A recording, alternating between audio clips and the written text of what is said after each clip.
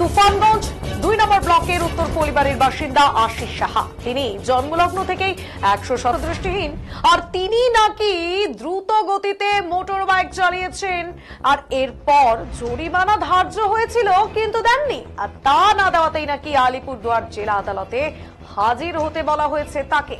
100% দৃষ্টিহীন তিনি নাকি মোটর বাইক চালান। জন্ম লগ্ন থেকে যিনি 100% দৃষ্টিহীন তিনি মোটর বাইক চালিয়েছেন, দ্রুতগতি সম্পন্ন হওয়ায় তা জরিমানা করা হয়। সেই জরিমানা তিনি দেননি, আর তাই এবার কোর্টে হাজির হতে বলা হলো তাকে। তুফানগঞ্জ 2 নম্বর ব্লকের উত্তর ফলিমারির বাসিন্দা আশিস সাহা। তিনি জন্মলগ্ন থেকেই 100% দৃষ্টিহীন। তার নামে আলিপুরদুয়ার জেলার কুমারগ্রাম থানার বারবিশা ফাঁড়ির পুলিশের অভিযোগ, তিনি নাকি বেপরোয়া গতিতে মোটর বাইক চালিয়েছিলেন। সেই অভিযোগে জরিমানা ধার্য করা হয়েছিল তাকে, আর তা না দেওয়াতেই আলিপুরদুয়ার জেলা আদালতে হাজির হতে বলা হয়েছে তাকে। চলতি মাসের 8 তারিখে বক্সিরহাট থানার পুলিশ সেই নোটিশ পৌঁছে দেয় তার বাড়িতে। নোটিশ হাতে পেয়ে হতবাক আশিস বাবু। ঘটনাটির সামনে আসতেই হতবাক হয়ে পড়ে গোটা এলাকা।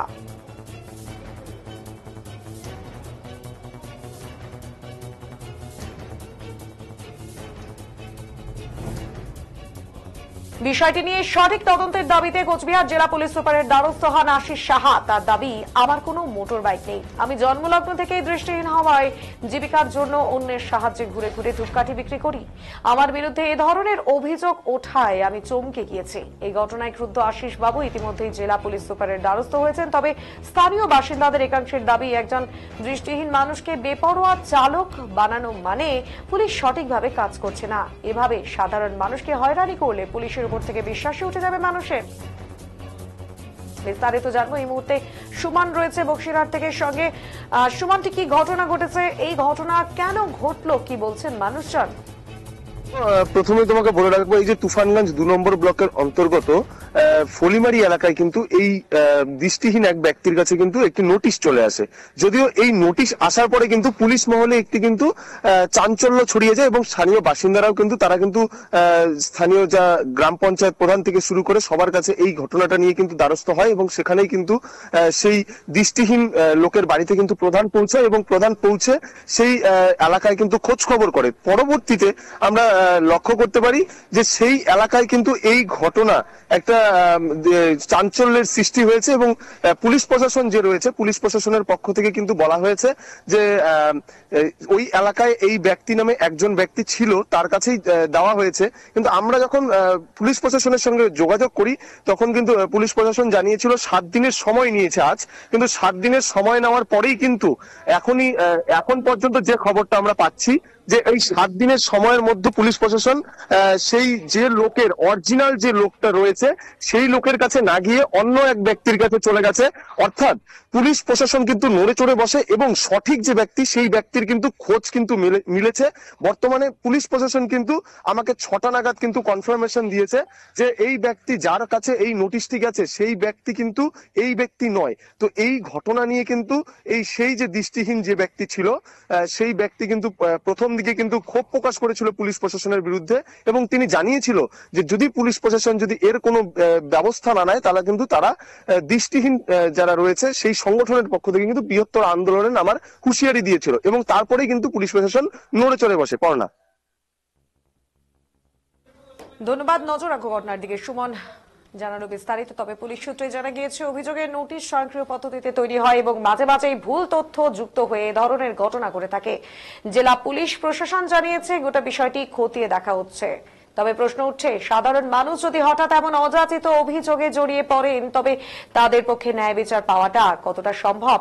উত্তর ফলিমারির এই ঘটনায় যেন প্রশাসনিক ব্যবস্থার এক তীব্র ব্যঙ্গাত্মক চিত্র তুলে ধরেছে।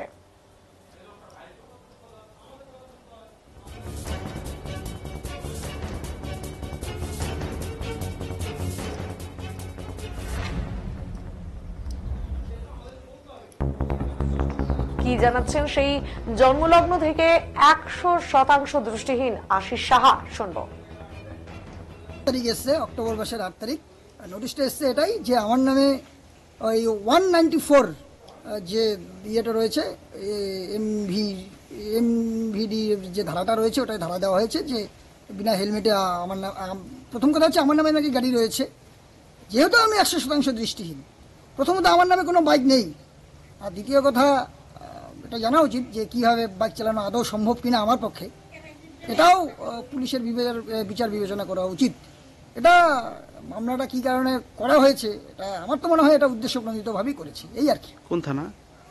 থানা করেছে বারোবেশা থানা, আর যেহেতু আমার বক্সিয়া থানা, সে বক্সিয়া থানা রিসিভ করে দিয়েছে। আপনার নোটিশ দিয়েছে? হ্যাঁ, নোটিশ দিয়েছে। আজকে কি কোর্টে ওঠার ডেট? হ্যাঁ, আজকে কোর্টে ওঠার ডেট আছে, আলিপুর কোর্ট। কি করবেন? না, আলিপুর কোর্টে যেহেতু কোর্টের সমন, সেহেতু আমি মানুষ যেহেতু আদালতের কাছে মানুষের যেহেতু আস্থা ভরসা, সেক্ষেত্রে আমি আদালতে অবশ্যই যাব। আমি আমি হচ্ছে ম্যাজিস্ট্রেটের সামনে দাঁড়াবো, দেখা যাক কি হয় শেষ পর্যন্ত। অভিযোগ জানিয়েছেন কোথাও এই বিষয়টি নিয়ে? হ্যাঁ, বিষয়টি নিয়ে অভিযোগ আমি গতকালকে কোচবিহার এসপিকে একটা অভিযোগ জানিয়েছি। আমি বলেছি যে এটা ওনাকে 1 সপ্তাহ টাইম দিয়ে এসেছি, 1 সপ্তাহের মধ্যে এর সুরাহা করতে হবে, তা না হলে আমাদের সংগঠনের তরফ থেকে আমরা বৃহত্তর আন্দোলনে যাব। এটা কি কোনো বড় ভুল নাকি উদ্দেশ্য প্রণোদিত, কি মনে হচ্ছে? এটা আদালতের ক্ষেত্রে এটা মিস্টেক হতেও পারে, কিন্তু আদালত যে উদ্দেশ্য প্রণোদিত এটা বলাটা খুব ঠিক হবে না। তবে থানার ক্ষেত্রে এটা অবশ্যই উদ্দেশ্য প্রণোদিত। আপনাকে হেনস্থা করা একটা? এটা হেনস্থা করে, হেনস্থা শিকার। আপনার নাম? আশিস সাহা। কোথাকার বাসিন্দা? আমি উত্তর ফুলিমারির বাসিন্দা।